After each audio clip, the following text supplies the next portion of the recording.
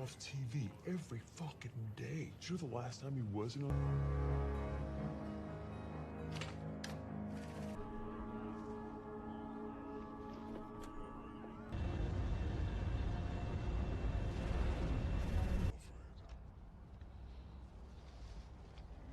Diangkat dari novel karya Philip K. Dick pada tahun 1962, ini adalah sejarah alternatif jika sekutu kalah dalam Perang Dunia II.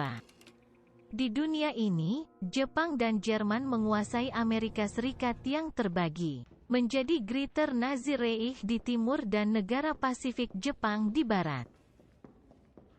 Tanpa berbasa-basi lagi, kita saksikan film The Man in the High Castle.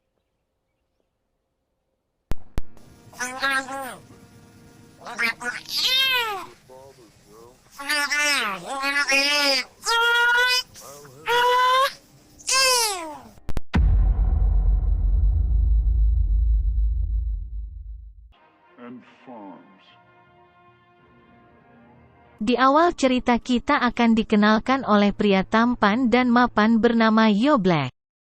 Dia adalah agen mata-mata dari Jerman yang ditugaskan oleh atasannya untuk mengetahui apa yang disembunyikan oleh kelompok perlawanan.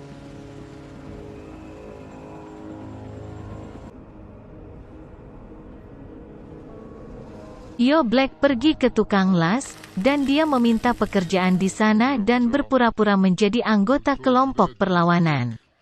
Lalu dia mendapat tugas pertamanya, yaitu mengantarkan barang ke Cannon City, di mana tempat itu adalah zona netral yang tidak diduduki negara Jerman ataupun Jepang. Sesaat Joe Black pergi, dia dihadang oleh polisi-polisi Jerman yang sudah mengetahui tempat las itu adalah segelintir orang-orang dari kelompok perlawanan.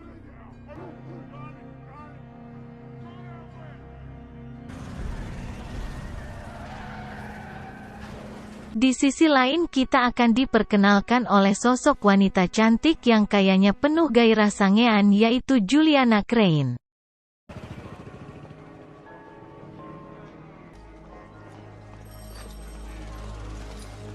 Saat dia hendak pulang, dia mampir dahulu ke minimarket hendak membeli sesuatu.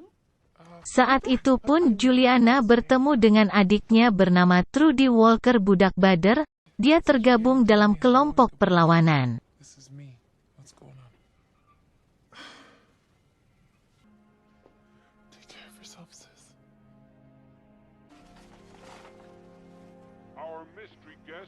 Malam hari menjelang, Juliana pun bertemu dengan Frank.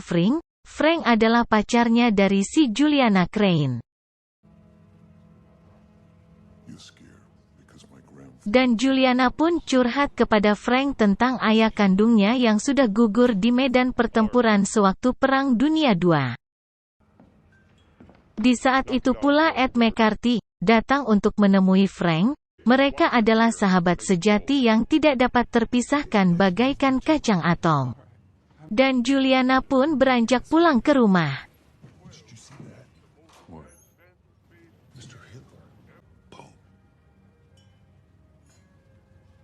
Di saat sedang berjalan kaki untuk pulang, setelah sampai rumah, Juliana pun bergegas membuka tas tersebut karena kepo. Isi dari tas tersebut ternyata sebuah roll film yang dibungkus koran. Juliana karena sudah kepo berat, dia langsung bergegas untuk memutar film tersebut.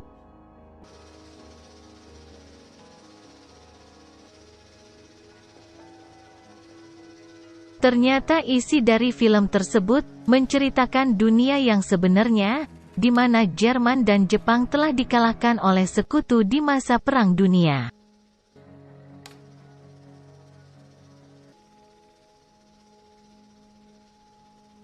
Cerita kembali kepada Joe Black yang sedang menempuh perjalanan jauh.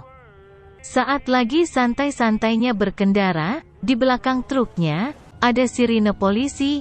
Joe pikir polisi itu akan menangkapnya, tapi beruntungnya polisi itu hanya lewat. Dasar polisi bangsa et ngarerewas aing. Pagi harinya Juliana melihat surat peninggalan Trudy adiknya. yang berisi tiket bus untuk pergi ke Cannon City, tempat di mana Yo Black pun pergi ke sana. Juliana pun bergegas pergi ke Cannon City, tempat di mana mendiang adiknya akan pergi ke sana, dan akan mencari tahu maksud dari film tersebut. Cerita beralih ke kedutaan Jerman yang berada di negara bagian Pasifik Jepang. Di sana ada Menteri Perdagangan Jepang yaitu Nobusuke Tagomi dan ajudannya Tokomichi, yang sedang menyiapkan dekorasi untuk kedatangan putra dan putri mahkota Jepang yang akan berkunjung.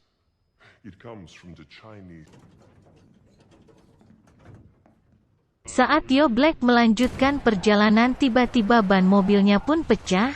Dia pun bingung karena di sana tidak ada pemukiman warga ataupun bengkel. Seketika itu ada polisi Jerman yang menghampiri Yo Black untuk memeriksa surat jalannya. Polisi itu pun membantu Yo Black dan mengganti bannya yang pecah.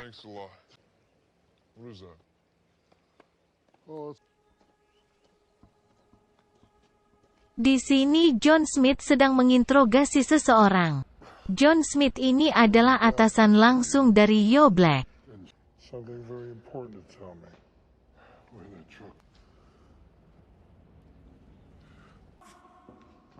Sesampainya Juliana di terminal, dia bertemu dengan kontak adiknya yang sama-sama dari kelompok perlawanan.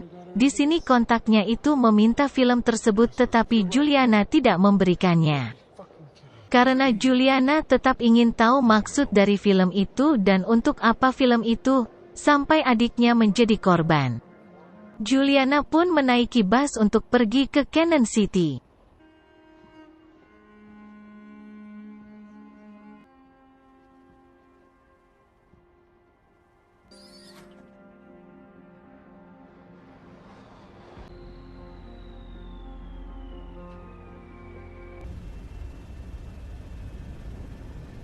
Di bandara, Tuan Tagomi sedang menjemput seseorang dari Berlin.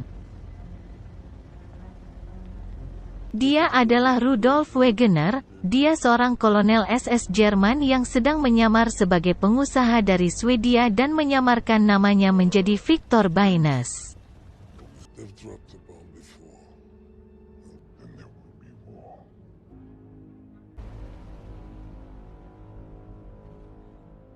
Cerita kembali ke Frank dan Ed. Mereka bekerja di salah satu perusahaan perakit senjata api di kawasan negara bagian Pasifik Jepang.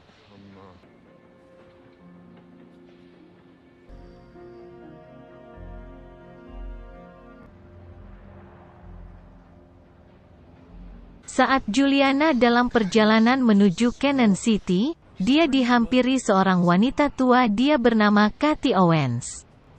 Dan Juliana pun berkenalan.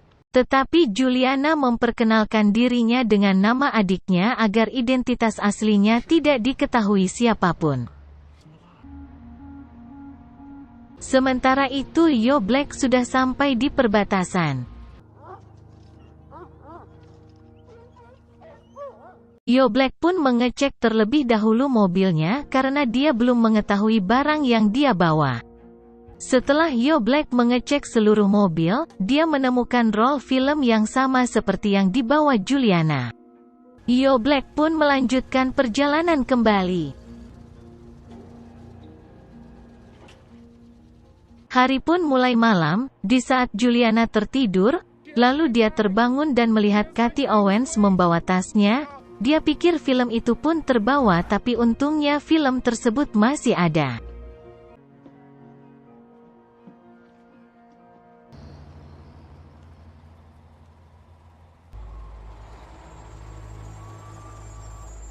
Sesampainya di Cannon City, Juliana memasuki restoran yang ada di kota itu dan memasukinya.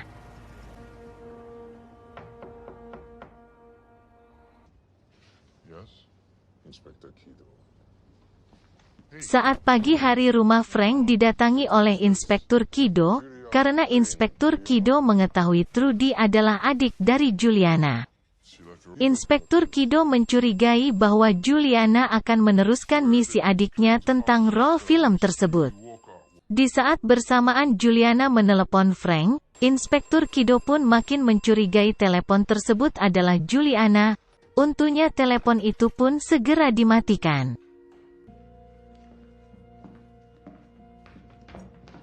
Saat di restoran itu Juliana mencari kontak adiknya yang akan bertemu di restoran tersebut. Saat Juliana hendak pergi dia tidak bisa membayar karena dia tidak memiliki uang. Di sini pun Yo Black muncul untuk membayarkan makanan Juliana, mereka juga belum mengenal satu sama lain. Dan di sini pula kita akan diperkenalkan dengan Elijah yaitu kontak dari adiknya si Juliana, tetapi Juliana belum mengetahuinya juga.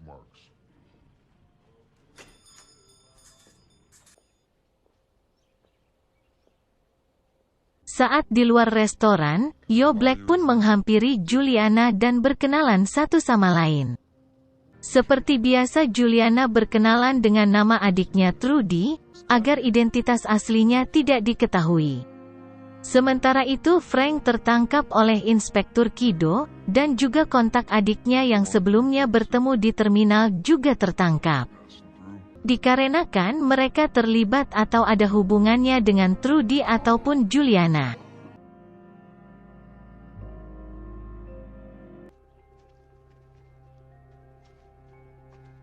Lalu Yo Black pun menelepon John Smith selaku atasan Yo, menanyakan kabar Yo. Dan cerita pun tamat.